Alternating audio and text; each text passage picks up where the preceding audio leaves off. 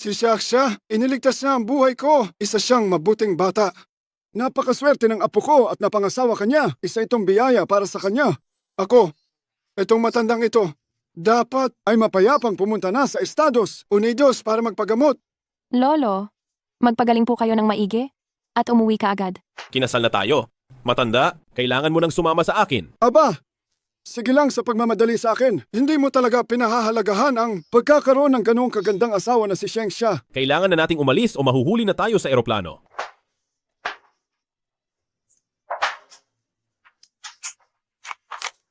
Charles, sana sa susunod nating pagkikita muli, hindi ako maging face blind at hindi ka makilala.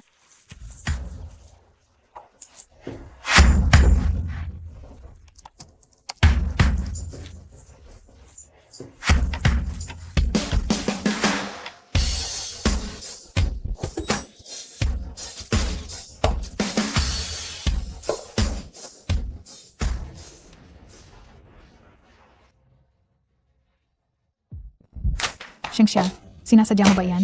Paparating na ang president. Sinasadya mo bang sirain ang makeup ko? Para lang magpakita ng gilas sa harap ng president. Pasensya na po, group leader. Kailangan na po ni Manager Liu ang mga dokumentong ito. Hindi ko po siya mahanap sa opisina kanina. Ang tito ko ay nasa malaking gate at naghihintay sa president. Sumama ka na lang sa akin. Ikaw na may face blindness. Makikilala mo ba ang tito ko? Hindi ba iyan simple? Siya talaga iyong nagmamayabang. Manager Liu, ito po ang mga dokumento na kailangan ninyo. Shangsha, alam mo ba kung anong oras na ngayon? Bilisan mo, ilapag mo yung dokumento at tumayo. Sa likod ko, malapit na dumating si President Pei.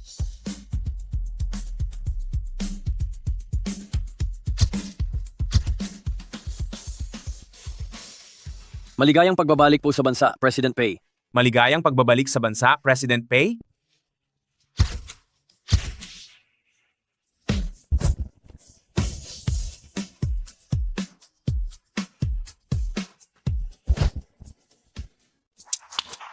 Nagkita na ba tayo dati? Kung sinasabi ni Boss Pei na nagkita na tayo, nagkita na tayo.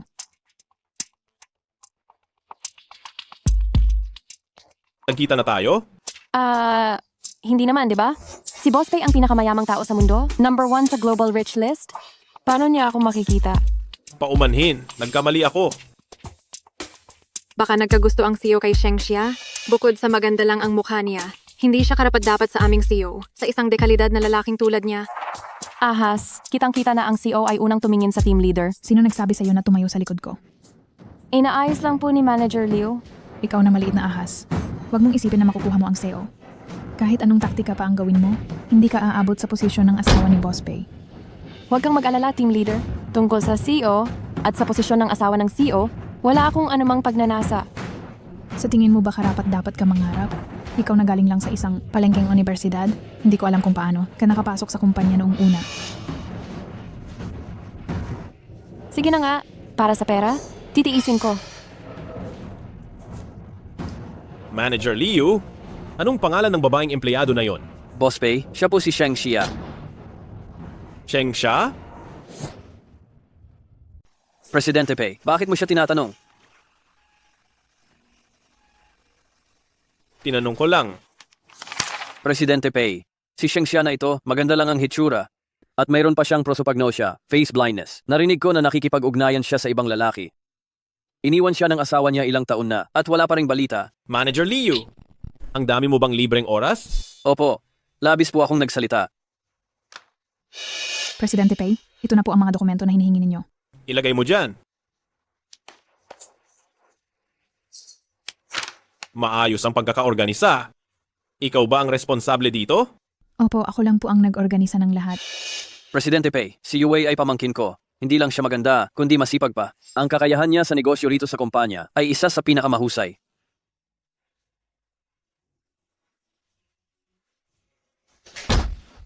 Hindi pa po ako gaanong magaling. Kailangan ko pa po ng tulong ninyo, Presidente Pei, sa hinaharap. Sabi mo ikaw ang may pananagutan sa dokumentong ito? Kung gayon, bakit nakapirma si Shangsha diyan sa itaas? Tawagin si Shangsha. Presidente Pei, pinapatawag niyo po ako? Ikaw ba ang nag-isa sa pagkumpleto ng lahat ng ito? Opo. Simula ngayon, ililipat ka sa opisina ng presidente at magiging assistant kita. Ako? Pero 1 taon pa lang ako sa kumpanya. Wala akong karanasan at wala rin akong koneksiyon. Kahit maikli pa lang ang karanasan mo, magaling ka naman sa iyong pagtatrabaho. Naniniwala ako sa iyo. Salamat, Boss Pei. Sisikapin ko pong gawin ang lahat ng maayos.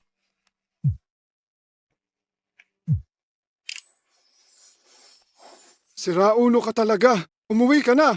At kaagad mong suyuin ang asawa mo. Nakapag-reserve na ako ng restaurant. Huwag mong kalimutang i-date ang apo ko ngayong gabi. Alam ko na, Lolo. 2 taon na.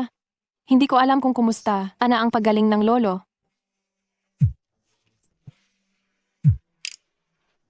Lolo, iniisip pa kita. Bigla ka na lang tumawag. May telepathy talaga tayong maglolo, ano? Siya. Pinaalis ko na ang siraulong iyon. Pabalik sa bansa. Inayos ko na ang date ninyong 2 ngayong gabi. Ano? Makikipag-date ako kay Charles ngayong gabi? Ipinadala ko na sa iyo ang oras at lugar. Dapat pumunta ka, ha? Lolo? Umuwi na pala talaga siya. Shengsha, ang maging assistant ng CEO. Hindi ganon kadali iyan. Ibigay mo sa akin ang mga dokumentong ito bago matapos ang araw na ito. Walang pagpapaliban.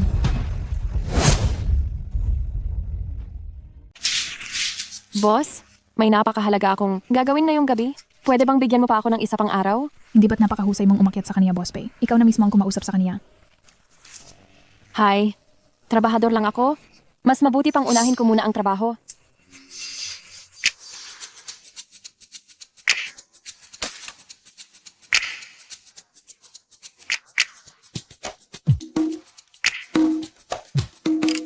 Wang, anong meron?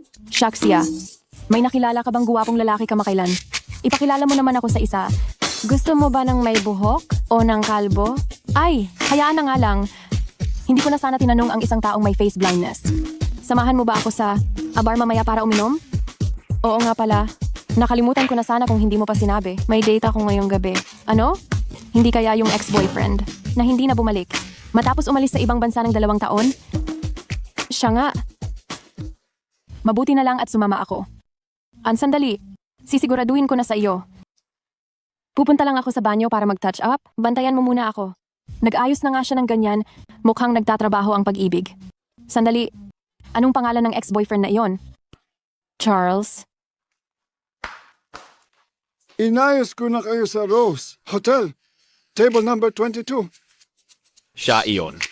Miss, ang inumin ninyo po. Ay, napakagwapong lalaki. May girlfriend ka ba? Nang aakit ng iba't ibang tao. Bakit siya nagkaganyan? Gwapo. Ang ganda mo, Pogi. Ano ang pangalan mo? Pumayat ka ng sobra. Nakita mo na ako? Baka ikaw ang ex ko, hindi ba? Pero hindi dapat. Ang isang taong kasing ganda mo, tiyak na matatandaan ko. Ilang lalaki na ba ang kasama mo habang wala ako? Alam ko na. Nagpa-plastic surgery ka sa ibang bansa. Ang ilong at mata mo, ang ganda ng pagkakagawa. May gagawin pa ako? Mauuna na ako. Ang gwapo nga, pero napakasama naman ng ugali niya.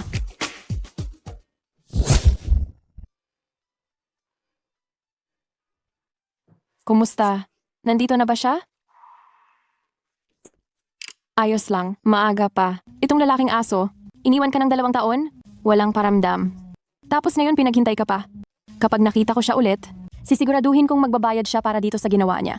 Siguro, may biglaan siyang ginagawa kaya naantala siya. Sobrang galing mo talagang magbigay sa kanya ng dahilan. Kung ako sa'yo, matagal ko nang binigyan ng sungay ang ulo niya. Hindi ako magiging katulad mo na. Hinihintay siya ng buong puso. Karapat-dapat naman siya. Naku, grabe talaga. Huwag mong sabihin na mahal mo na siya. Hindi mo naiintindihan. Dati noong 200 libra ako, kahit sa harap ng salamin, hindi ko man lang magawang tumingin sa aking sarili. Pero siya, ang tingin niya sa akin, ay walang bahid ng awa o panunuya. Ang gwapo naman talaga niya, pero pumayag pa rin siyang pakasalan? Ang isang pangit na babaeng 200 libra? Hindi ka naman pangit. May kaunting laman ka lang. Saka wala ka namang mata para makakita ng totoong kagandahan. Paano mo malalaman kung guwapo siya o hindi? Wala akong pakialam? Basta sa imahinasyon ko, siya ang pinakaguwapo. Huwag na kitang kausapin. May lakad na ako? Una na ako. Sige.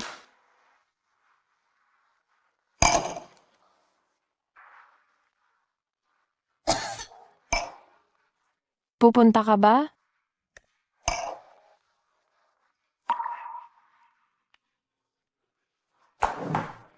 Charlie. Shengxia?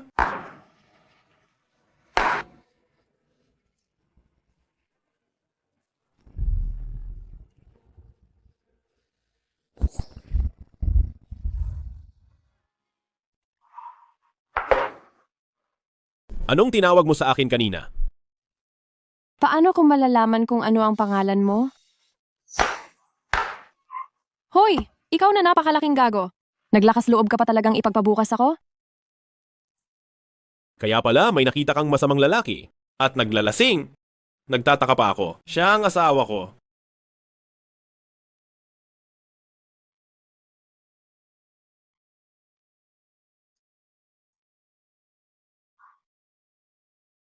Nasaan ako? Nalasing ako sa hotel kahapon. Tapos,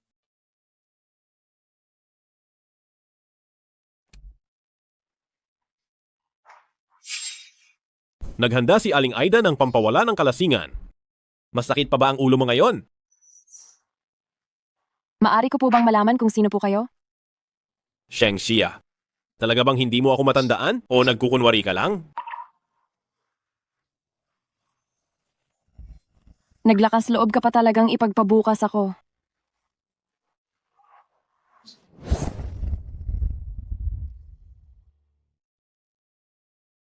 Patawarin mo ako, G. MP.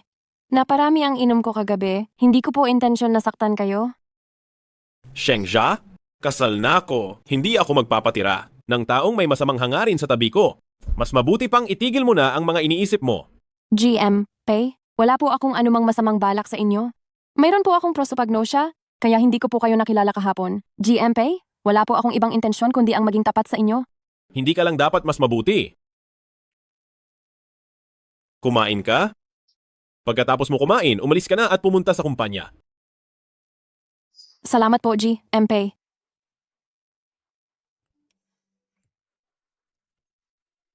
Kamusta ang gabi ninyo? Sadyang hinintay kong umaga para mag-text sa'yo. Hindi ko naman siguro kayo na istorbo, hindi ba? Lolo, nag-iisip na naman po kayo ng kung ano-ano? Kagabi, wala akong nakitang anino niya kahit isang beses. Kailangan talagang turuan ng matinding leksyon ang walang kwentang batang yan. Hintayin mo't ako na mismo ang bahalang bumaling sa kanya. Walang hiya ka! Naglakas loob kang palampasin si Xiaxia. Kung makikipagdiborsyo ang aking apo sa batas, paluluhurin kita sa altar ng Pamilya Pei at pasasauluhin mo ng mga tuntunin ng moralidad. Huwag kang mag-alala, Ginoong Pei. Wala akong anumang masamang balak laban sa iyo. Hindi ko inaasahan na si Ginoong Pei na laging seryoso. Ay mayroon ding mga panahong mapahiya. Pero nagbago talaga siya ng isip. Kagabi, nakita ko mismo na kasama niya ang ibang lalaki. Imposible! Ang apo kong babae sa batas ay hindi ganoong klaseng tao.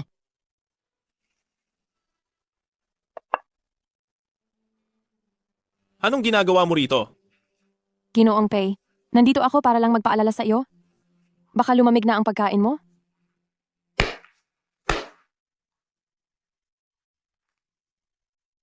Sa tingin mo, dapat ko pa ba siyang bigyan ng isa pang pagkakataon, hindi ba?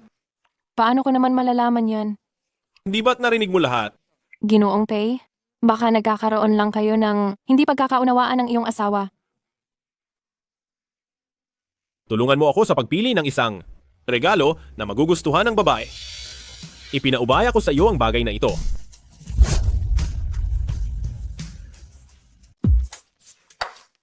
Mabuti, Ginoong Pei. Ano po ang pangalan ng asawa ninyo? Kailangan ko bang isulat ang pangalan niya? Para mas maging taos-puso ang dating?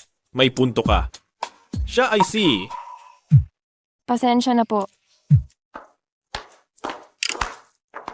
Apo sa tuhod, ang walang kwentang batang yon. Tinuruan ko na siya ng leksyon. Huwag kang mag-alala. Hindi na siya mangangahas na hindi ka siputin muli. Lolo, huwag na po kayong mag-alala sa aming dalawa.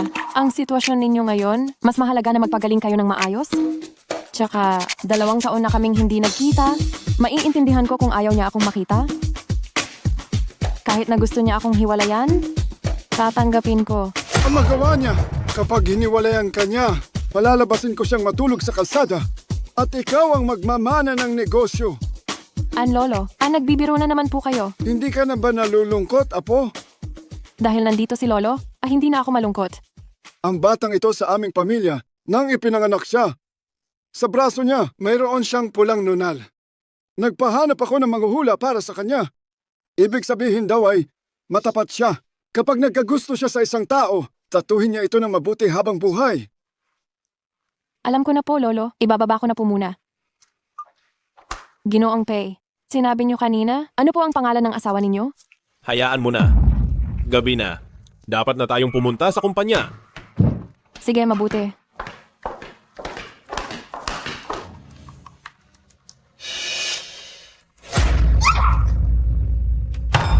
Liu Yue, anong ginagawa mo?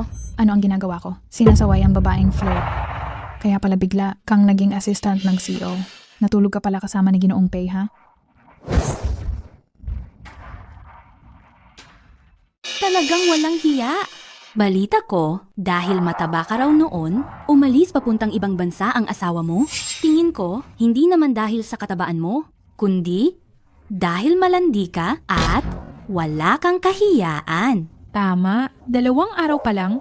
Pero grabe ang galing mo, Shengxia. Pati si President Pei, nakuha mo na. Balita ko may asawa at pamilya si President Pei. Shengxia, isa ka lang namang ahas na sisingit para umangat. Siguro isang araw kapag nagsawa na si President Pei, itatapon ka lang niya basta-basta. Inaakusahan niyo ako ng mali. Nakasaad sa patakaran ng kumpanya na ang pagkakalat ng chismis at maling akusasyon sa kasamahan ay may parusang pagpapaalis sa trabaho. Hindi kami nagkakalat ng chismis. Ito ang ebidensya. Ano pa ang masasabi mo? Pwe, Malinaw sa litrato na bumaba ka mula sa sasakyan ni President Pei kaninang umaga at suot mo pa rin ang damit mo kahapon. Walang sino man ang maniniwala na hindi kayo magkasama sa kama. tama. Ikaw na assistant, talagang napaka-asikaso. Inasikaso mo siya hanggang sa kama. Ikaw! Anong ingay yan?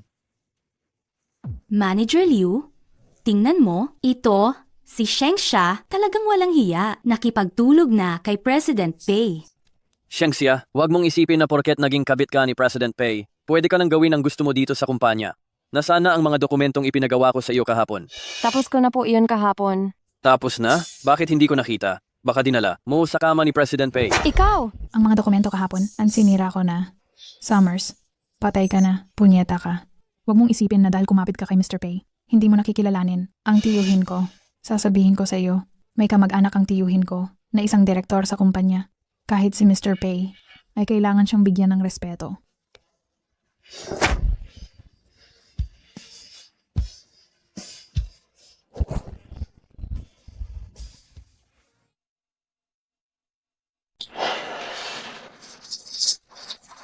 Kumpanya ng direktor. Bakit hindi ko alam? Boss Pei, masyadong bata si Wei at hindi marunong talaga magsalita. Talagang walang pinag-aralan.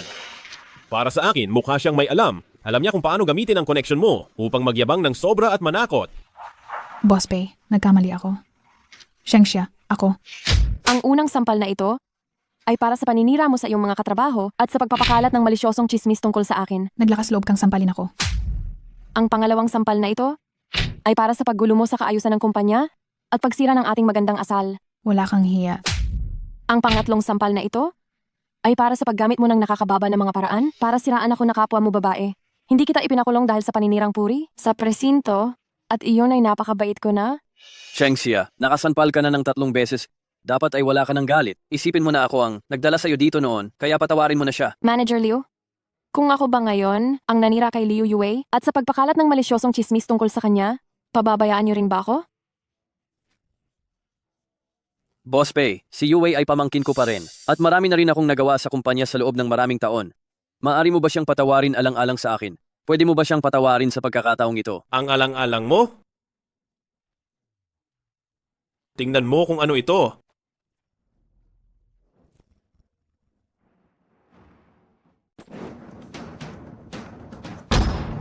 Pangulong Pei, issue ito sa pinansyal ng kumpanya at wala akong kinalaman dito. Nagtatanggol ka pa? 50 milyon? Ang lakas ng loob mo, ha? Pangulong Pei, lubusan po akong nagkamali, Pangulong Pei. Hindi ko na uulitin. Kahit pera ng pay group ay nilulunok mo, ano pa ang hindi mo kayang gawin? Ipahayag mo. Mula ngayon, kahit sino pa ang magtatrabaho sa kanya, ay kalaban ng pay group. Pati ang babaeng ito, tanggalin din at ilagay sa blacklist ng pay group. Pangulong Pei, pakiusap, patawarin niyo ako. Shengxia, pwede mo ba akong ipakiusap kay Pangulong Pei? Assistant lang ako. Hindi kita matutulungan. Dalhin siya. Pangulong Pei, talaga pong nagkamali ako, Pangulong Pei. Pangulong Pei, Bumalik na kayo sa trabaho.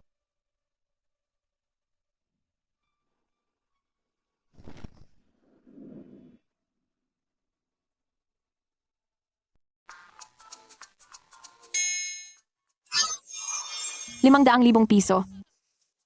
Si Shaksha. Baka naman yung asawa mong walang kwenta ay nagiba na at naging mayaman. Nagkamali ka ng akala. Pang-asawa ng boss ko yan. Alam mo naman, hindi ako mahilig sa ganitong mga bagay, kaya kita pinapunta para tulungan akong pumili. Napa-excite lang talaga ako. Pero, sino ba? Talaga yung boss mo? Ang laki ng gastusin. Ano pa bang mayayaman? Siya ang CEO ng Pay Group, si Pei Shuo. Naku, ang pinakamayamang tao. Kapag malapit ka sa pinagmumulan, hindi ka ba naaakit? Hay naku, bakit naman ako maaakit diyan? Pareho kaming may mga asawa. Kung ako sa'yo, kung ako ang tatanungin, sipain mo na yung walang kwentang ex mo. Tulad ni President Pei, gwapo na, mayaman pa. Mabait pa sa asawa, bakit ka magpapakamatay sa iisang puno?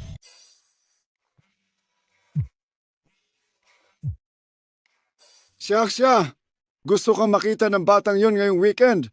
Sa araw na yon, may inihanda akong sorpresa. Kailangan mo talagang pumunta. Nga pala, alam ni Lolo na meron kang face blindness, kaya binigyan ko kayo ng tig-isang 520 na plaka. Ikaw at yung bata, huwag kang magkakamali ng tao. Sige po.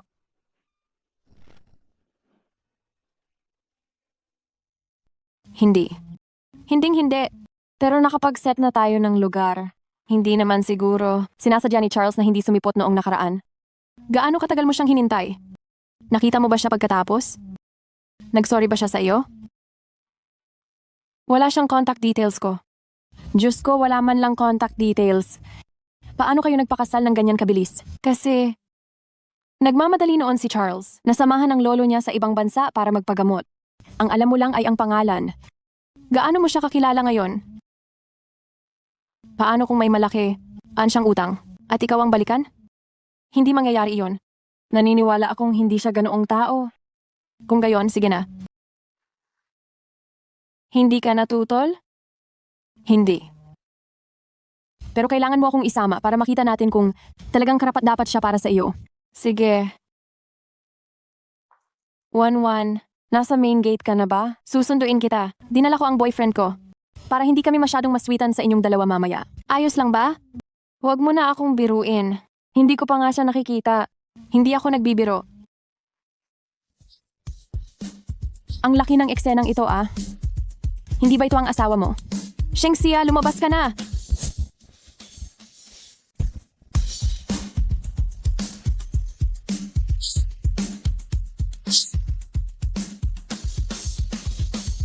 Boss Pei, ang mga paputok sa paligid ay handa na. Boss Pei, nabili na ang hotel na ito.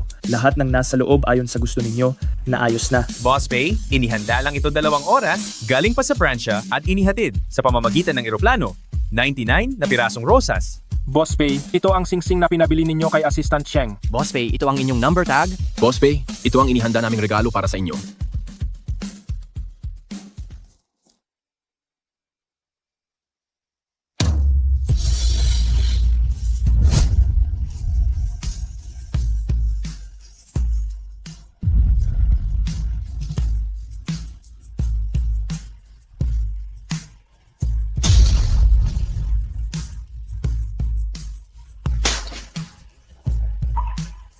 Boss Pei. Sekretarya Sheng. President Pei. Paumanhin po. I was just on the phone, kaya hindi ko po nakita ang daan. Anong ginagawa mo rito? Nakipag-date ako sa asawa ko rito. Pero kayo po, anong ginagawa niyo rito? Nakipag-date din ako sa asawa ko rito ngayon. Nakakahiya naman. Nag-date kami tapos nakasalubong pa namin ang boss at ang misis niya. President Pay, ako na po ang bahala rito. Sisiguraduhin kong malinis ito. Tiyak na magiging masaya si ma'am pagdating niya. Sandali, ang number ko. Hindi ba may kadate ka rin?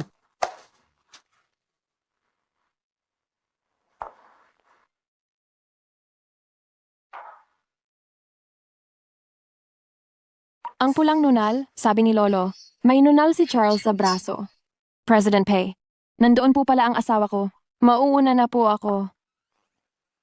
Dahil sa lalaking ito, nagpakalasing siya noon. Assistant Sheng, talagang may mahusay kang paningin pagdating sa mga lalaki.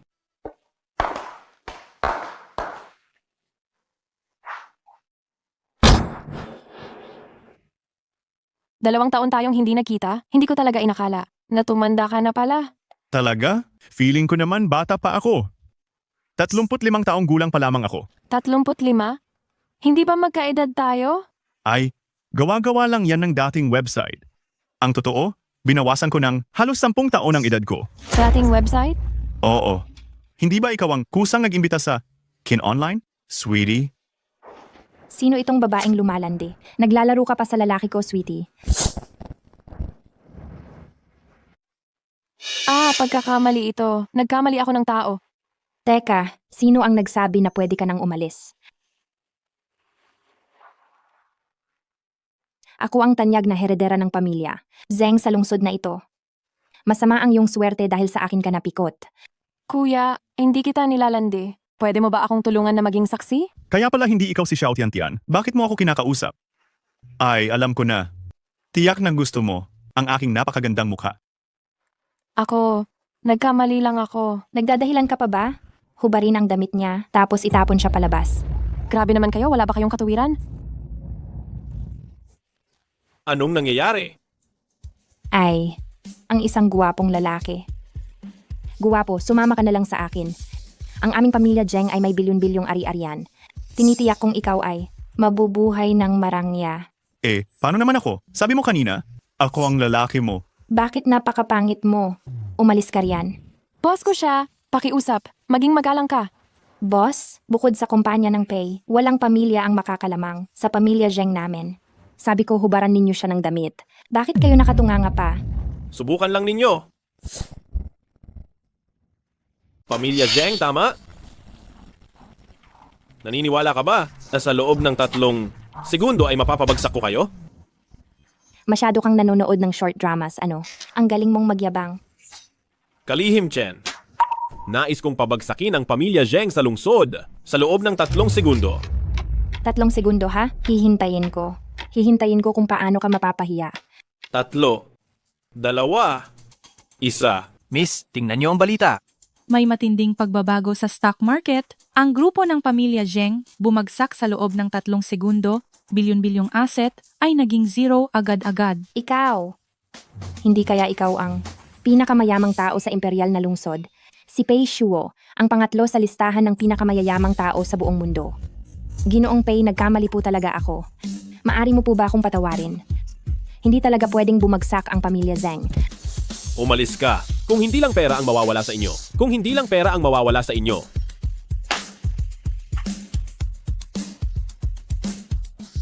Ayos ka lang ba? Kung inaapi ka ulit, gamitin mo ang pangalan ko. May iba pa akong lakad, aalis na ako. Salamat, Ginoong Pei.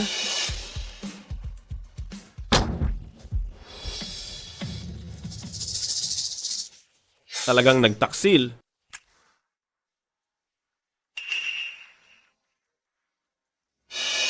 Hindi ba ito ang pinili ko para kay Ginoong Pei at iregalo sa inyong asawa? 520. Ginoong Pei, siya po ba ang pangalan ng inyong asawa?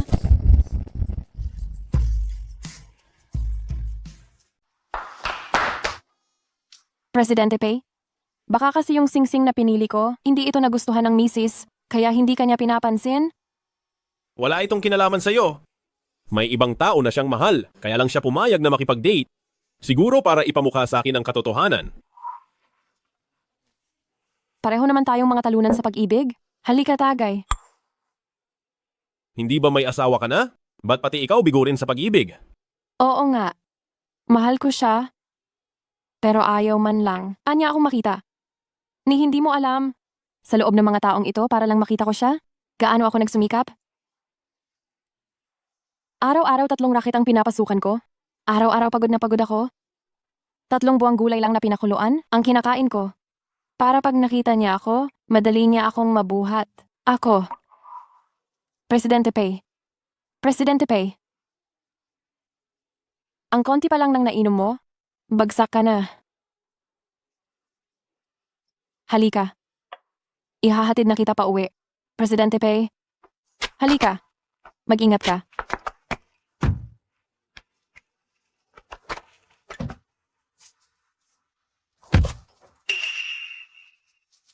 Uy, Presidente Pay. Nasa loob tayo ng kotse, huwag kang sumuka.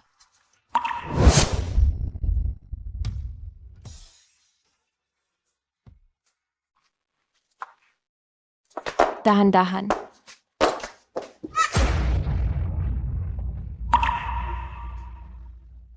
Boss Pay, ayos ka lang ba?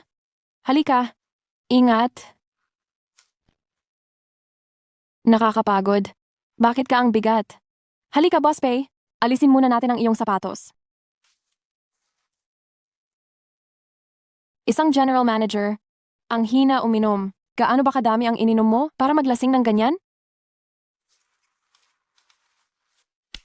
Halika. Umikot ka. Alisin natin ang jacket mo.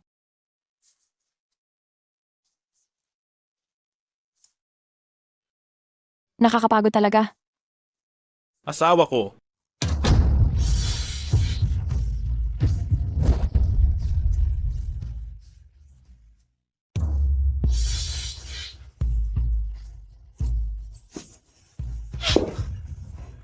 Pezong, lasing ka na. Kukuhanin kita ng malamig na tuwalya. Kalma muna.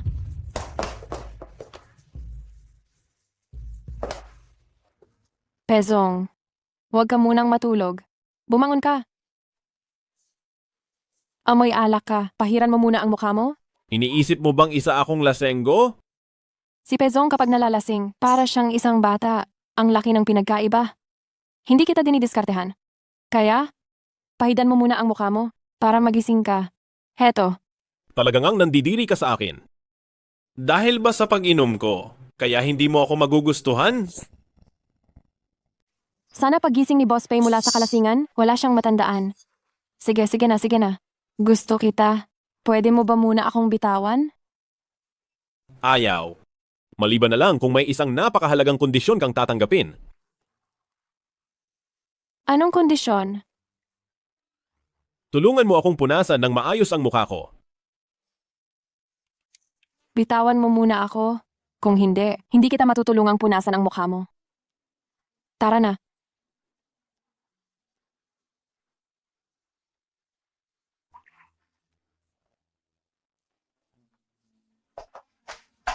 Aalis na muna kami.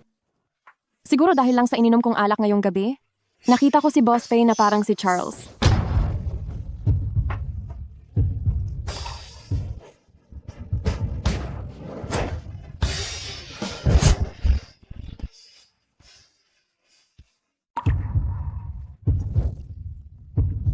Ginoong Pay, lasing ka na.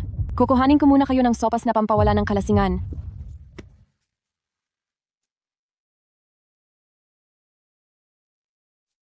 Ginoong Pay, inumin niyo muna itong sopas na pampawala ng kalasingan. Ginoong Pay. Ginoong Pay. Ang sopas na pampawala ng kalasingan?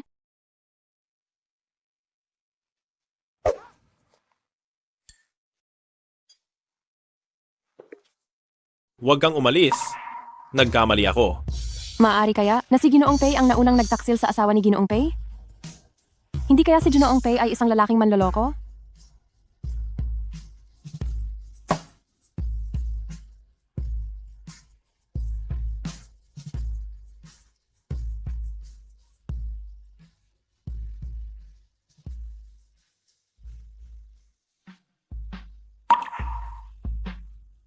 Nakapagtataka, nakatulog ako hanggang sa umaga.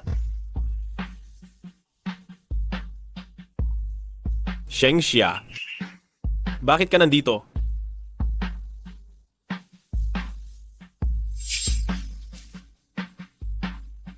Bakit sugatan ang kamay mo?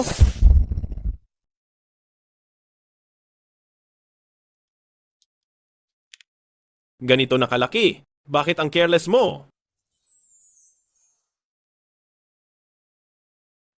Mr. Pei, baka ako na lang po ang gumawa nito. Huwag kang gumalaw. Masakit. Masakit ba talaga?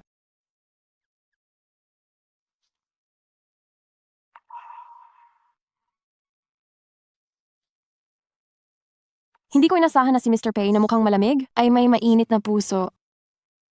Tapos na. Magpahinga ka ng mabuti sa loob ng 2 araw at huwag itong babasain. Salamat, Mr. Pei. Kagabi, Walang nangyari sa pagitan nating dalawa kagabi.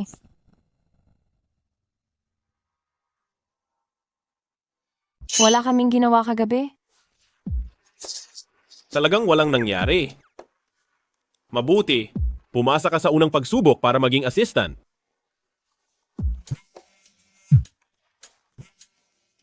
Siya, magpapa-engage ako sa Peninsula Hotel pagkatapos ng 2 araw. Kailangan mong pumunta. Dalhin mo ang malaking sobreng pula. Ang pinakamahalaga, dalhin mo ang asawa mo. Hindi ko pa siya nakikita. Ate, ang asawa ko. Hello? Bakit ang bilis niyang magbaba ng telepono? Anong gagawin ko? Kung malalaman nilang wala akong maisasama, siguradong pagtatawanan nila ako. Mr. Pei, Hindi ako pupunta.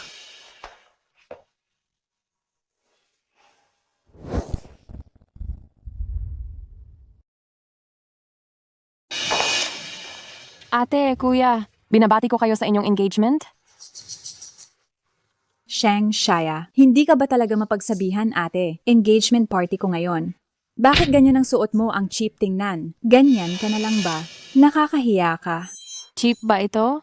Ang damit na ito, nagkakahalaga ng 1,000 piso. Madalang ko itong isuot. 1,000 piso? Alam mo ba itong suot ko? Magkano? Baka malula ka sa presyo. 20,000. Diyos ko! Akala ko 2,000,000 piso. Mahal. Anong klaseng mga mahihirap na kamag-anak iyan? Nagbigay ako sa pamilya mo ng 200,000 pesos na dowry. Huwag mong imbitahan ang kung sino-sino lang. Hindi ba nakakasira lang sa paningin? Mahal, tingnan mo. Ngayon, ang bigay na sobre ni Sheng Xia, malaki naman. Isipin mo na lang na magandang araw naming dalawa ngayon. Kaya wag na. Wag ka nang magalit. Sige na. Sige na nga. Kumpleto na ba ang lahat ng pamilya mo? Sheng Shaya. Hindi ba sinabi ko sa iyong dalhin mo ang asawa mo? Nasaan siya? Siya. May ginagawa siya kaya hindi siya makakadalo. Hindi naman siya kung sinong malaking amo. Anong klaseng importanteng bagay iyon? Sheng Xia. Engagement ng pinsan mo ngayon. Hindi man lang siya dumating. Grabe, napakawalang hiya talaga. Tita! Ang asawa ni Sheng Xia ha? Ilang taon na silang kasal, pero hindi man lang nagpapakita. Anong pinagkaiba niyan sa pagiging buhay na byuda?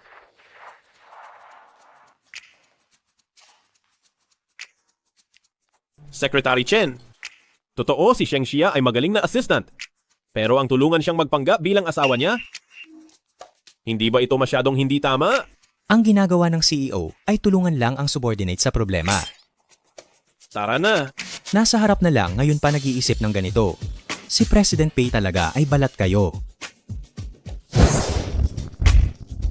Umalis siya upang alagaan ang kanyang lolo sa ibang bansa. Hindi naman siya nagbakasyon. Bukod pa rito, nakabalik na siya ngayon. Kung nakabalik na siya, bakit hindi siya pumupunta rito? Baka naman may iba na siyang kasama. Wala siyang iba. Mas maaasahan itong magiging manugang ko. Papasok na siya sa pangkat Pei bilang team leader. Iyan ay isang top 100 na kumpanya sa mundo. Napakataas ng sahod doon. Maliit na bagay lang iyan. Nakita lang nila na isa akong may talento. Naisip nila na ang taong may talento na tulad ko ay hindi dapat sayangin. Lalo na si Manager Liu. Siya mismo ang sumundo sa akin para magtrabaho sa pangkat Pei. Mahal, napakagaling mo. Ate Shaksha, naaalala ko na ikaw yata ay nagtatrabaho rin sa pangkat Pei. Oo. Ano? Bakit hindi ko alam? Sheng Xia. Ano ang posisyon mo sa pangkat Pei? Ako ay isang ordinaryong maliit na assistant lamang. Maliit na assistant? Assistant Nino? Sa pagkakaalam ko, sa pangkat Pei, tanging ang mga taong manager pataas lang ang may assistant. Ikaw ba ang assistant ni Manager Leo? Hindi. Baka naman assistant ka ni Ginoong Pei. Ano bang iniisip ninyo? Ang tanga-tanga ni Shengxia, paano magiging assistant siya ni Ginoong Pei? Isang babae na kahit ang sarili niyang asawa ay hindi kayang panatilihin sa tabi niya, anong kakayahan ang mayroon siya? Sino ang nagsabing wala siyang kakayahan?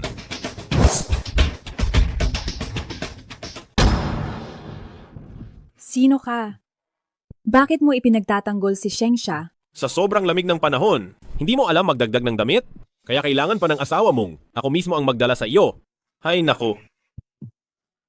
Wala pa namang nakakakita. Kay Charles sa mga pinsan ko, tamang-tama para patahimikin sila.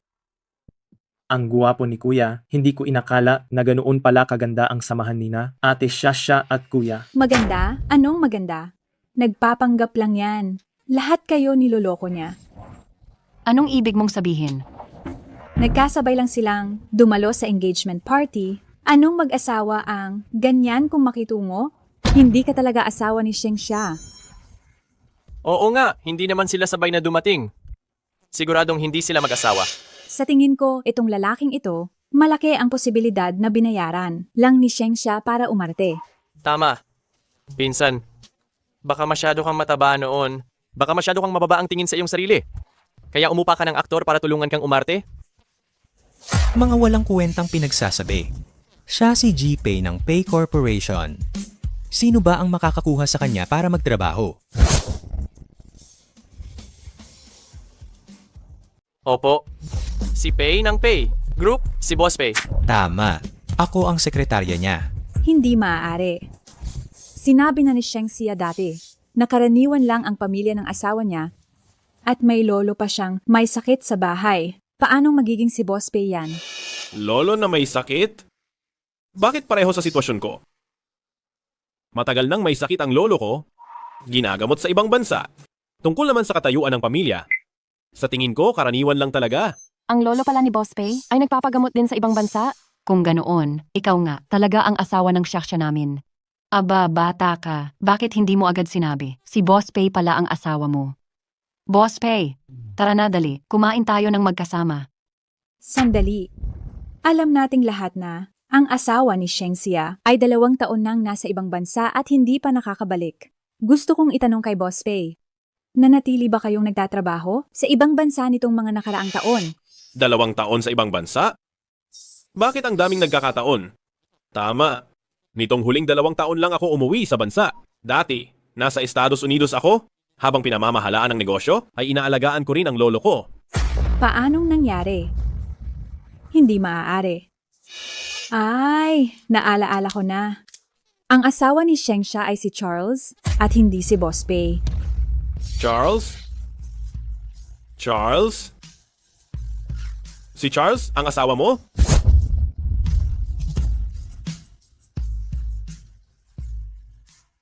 Charles?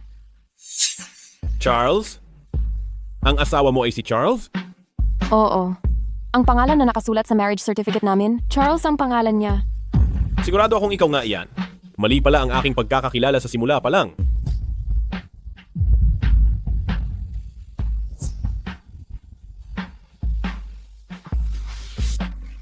Ginoong Pei, anong ibig mong sabihin na mali ang taong nakilala mo? Nabulgar na tayo. Huwag kang mag-alala. Ako ang bahala. Sa ganitong reaksyon ni Ginoong Pei, hindi niya talaga alam kung sino. Si Charles, di ba? Hindi ka nga talaga asawa ni Shengxia. Kundi ang kabit niya, hindi ba? Shengxia. Ang kapal talaga ng mukha mo nang aliwa ka habang kasal. Ikaw?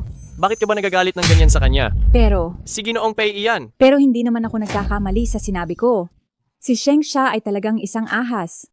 Sa pagkatao niya, bakit siya ang kasama ni Ginoong Pei? Aba, manahimik ka na lang. Sa hinaharap, ang pamilya nating lahat, aasa pa tayo sa pamangkin nating, iyan para yumaman. Ma, anong pantasya ang sinasabi mo? Hindi naman talaga asawa ni Sheng. Siya si Ginoong Pei. Ano ang maitutulong niya sa atin? Naglaro lang siya sa kanya.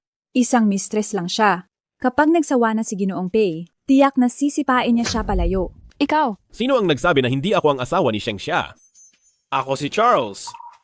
2 taon na ang nakakaraan. Ang taong pumirma ng marriage certificate kasama si Shengxia, ako iyon. Tama.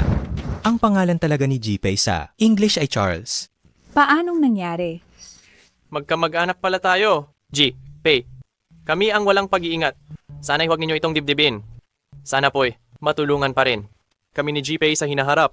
Aba, oo nga, pamangking, lalaki, karangalan naming, makarating ka rito ngayon. Halika, umupo ka sa pinakamagandang upuan para sa panauhin. Teka muna. Kagagaling lang sa pambabastos ng pinsan mo kay Shengzia at sa paninira sa aming mag-asawa. Hindi ba't dapat siyang humingi ng tawad?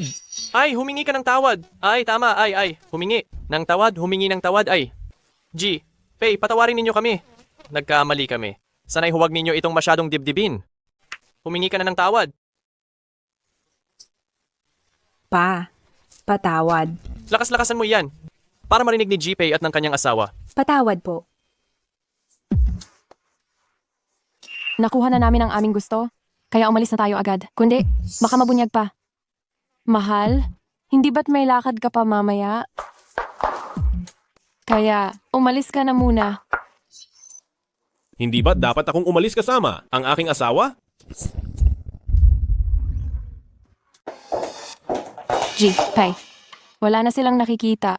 Salamat sa'yo ngayon. Hindi ka naniniwalang ako si Charles. Hindi nyo naman ako tinulungan. Hindi ba kunwari lang kayo si Charles? Kailangan kong sabihin, ang galing nyo talagang umarte. Ang tita at tiyo ko, lahat sila ay naniwala. Shengsha, ako talaga si Charles. Bakit hindi ka naniniwala? Si Lolo Pay at si Charles, pareho silang ordinaryong tao. Hindi sila kagaya ninyong isang malaking personalidad. G, Pay. Nagkamali po kayo. Shengsha, galit ka ba sa akin? Dahil hindi kita nabisita nitong 2 taon? Patawad, Shengzia. Ako. G, Pay. Talagang nagkamali kayo. May gagawin pa ako. Mauna na ako. Mula noong umalis tayo sa ospital, minadali ko na si Lolo na sumakay ng eroplano. Sinabi sa akin ni Lolo na nasayang ko ang isang asawang kasing ganda mo. Inaamin ko ngayon, tama si Lolo. Ako ay talagang nabulag sa katotohanan. Shengxia, pwede mo ba akong bigyan ng isa pang pagkakataon? Kami ni Lolo, matagal na naming gustong-gusto na humanap ng pagkakataon para sabihin sa iyo ang totoong sitwasyon ng aming pamilya. Pero natatakot kami na magkaroon ka ng sama ng loob. Shengxia, ako ang nagkamali ngayon?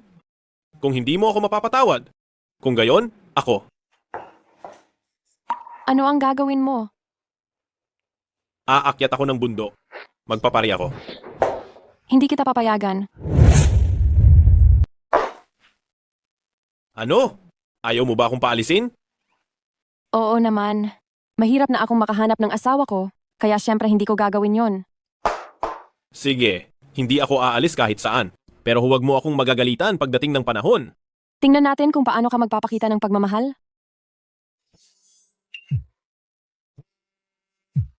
Sino ba ang walang pakialam sa pag-ibig? Lolo. Shasha, nakalimutan kong itanong sa'yo. Iyong pangalawang date ninyo ng hambog na lalaki na iyon. Kumusta ang takbo? Lolo, huwag kang mag-alala. Nahuli ko na ang apo mo sa batas. Ha ha ha ha ha ha. Mabuti naman. Kaya kailangan mong bilisan at bigyan mo ako ng apo sa tuhod. 2 taon na kayong kasal. Dapat may anak na kayo. Lolo, ngayon lang kami ulit nagkasama. Hindi pa ba masyadong mabilis yan? Hindi mabilis. Hindi mabilis. Gusto ko nang may apo sa tuhod araw-araw, kaya magsikap kayong 2. Huwag kang mag-alala, Lolo. Aayusin na namin agad.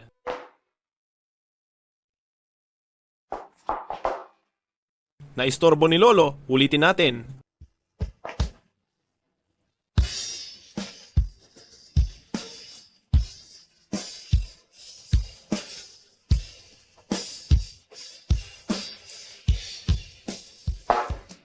Halika, umuwi na tayo para tuparin ang utos ni Lolo.